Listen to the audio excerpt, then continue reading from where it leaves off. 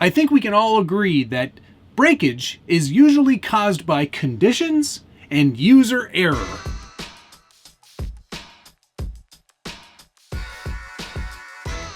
Welcome back to the Scale Builders Guild. Thanks again for watching. It's episode 36 of What's on the Bench Weekly.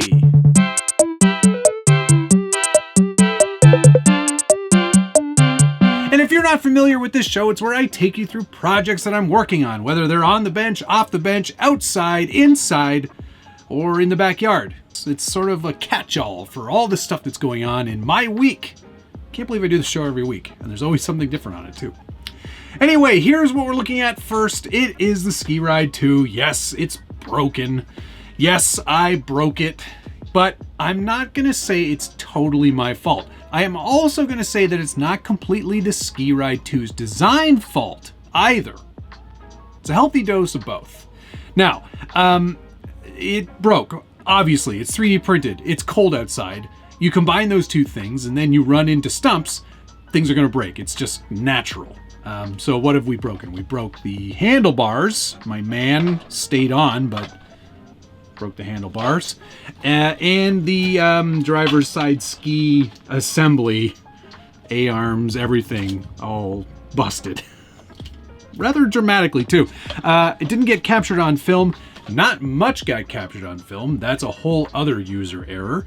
But what we've got, unfortunately, is a slight breakage. And that's caused mostly by the decision to run it in the conditions in which I ran it. It does not do well, and this is not the fault of the designer, but it does not do well in heavy, wet, icy snow. It's really, like I think probably like most snowmobiles, better suited to powder. Nice cold powder snow. And I didn't get an opportunity to run in that. I blew it. It wasn't ready when we had our first nice, dry, cold snowfall. It was ready when we had our big, heavy, wet snowfall. And it just could not do very well in those conditions, unfortunately. Not to say I didn't have a great time. This thing rips and it is a lot of fun. But it doesn't steer as well in the heavier, harder snow. And it certainly is just, obviously, if you hit stumps with it, it's gonna break. That's obvious. There's no way around it. But I do very much enjoy this. This was a fun build. I really, really, really, really like it a lot. And I think it's got potential. I just need better conditions to run it in, and we're going to give it another go. So what have I got to replace? Well, I have to replace this A-arm and lower A-arm, and then the steering rack is also broken. But other than that, it's ready to go. Plenty of power with 2300 kV on 3S. That all-in-one system worked very well. The tracks are amazing. The flexible TPU is superb. And obviously, like for this scenario, oh, it's off the track there. Yeah, the TPU tracks, what a great design. This whole thing is very well designed and very well constructed. Just, don't run it into things maybe. But all in all, a very fun build. Definitely something I would recommend. If you've got a good 3D printer, even if you don't, get printing. This thing is phenomenal. I'll put links down below so you can check out how to put your own together. So is this the end for the Skeeride 2? Absolutely not. I'll be running it again. Maybe not this season, or maybe in the mud.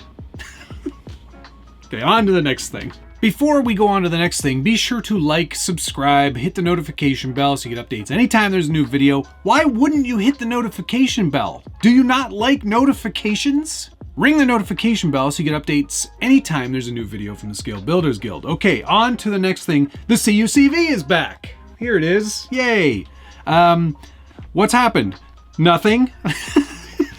Well, that's not entirely true. A very nice man, long, tall Texan on Instagram, his name is Harry, he said, hey, I could design up some CUCV wheels for you if you're interested. Give me some dimensions and I'll pop them into the design machine and you can print them out. And here they are. This is a perfect CUCV wheel.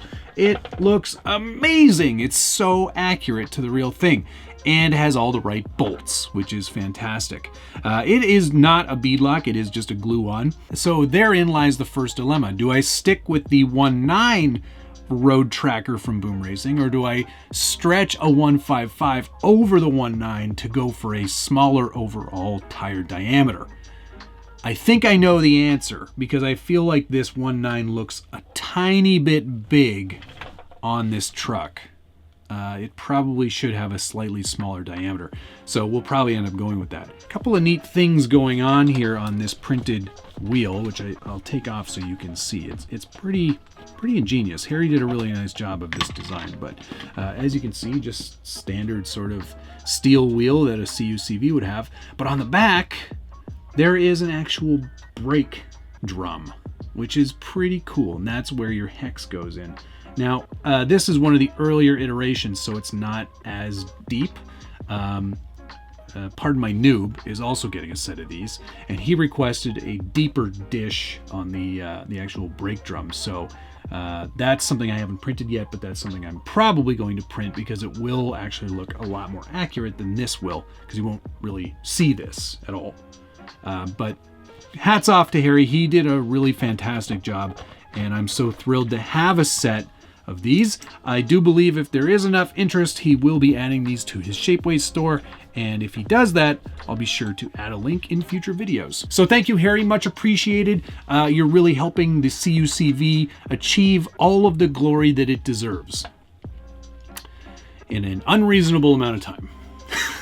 So, I keep getting sidetracked, and I'm sure this happens to everybody out there. If you are also into doing scale builds, sometimes other things come along, whether it be life or work or family or a million other projects or new trucks that keep getting released. There's always something that prevents me from finishing these very quickly.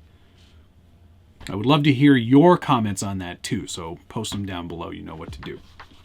All right, on to the next thing. Finally, for this week's episode, the Vanquish VS410 Phoenix. This is the Portal. I've done some things courtesy of CC Hand. I went and bought all of these parts on AliExpress. I'll do my best to put links down below, but oftentimes they don't work really well. I don't know why. Maybe it's the regional thing. Anyway, what did I add? Let's see. Marker lights to make this look a little more FJ-esque.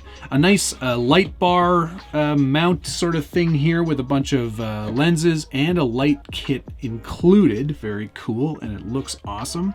Those two parts are 3D printed. They're the sintered nylon, so more of like a laser machine, not a FDM style printer like you would have at home, more like Shapeways, for example. And then swinging it around to the back, I did add this really great flatbed. It is all steel construction, TIG welded, powder coated, and then they add this nice wooden deck on the bed. It's wood and it is laser engraved too, so has the look. Very, very cool. It is mega heavy, and those shocks are riding as low as possible. There is no suspension travel whatsoever. I could get some firmer springs to help kind of clean that up, but I kind of like the stance that it kind of created by doing that, and I'm just so happy with the overall look of this truck. I think it looks fantastic. These are really nice pieces. That does come with a premium price tag though. There is not just all the metal work involved, but there's so many laser sintered 3D printed pieces on there. It adds up very quickly. There is a little bit of detail work required. All of your lenses and stuff, they just come clear, so you will have to paint those. I use Tamiya XF clear paints, super easy to come by, and they go on nice and thick, which looks fantastic.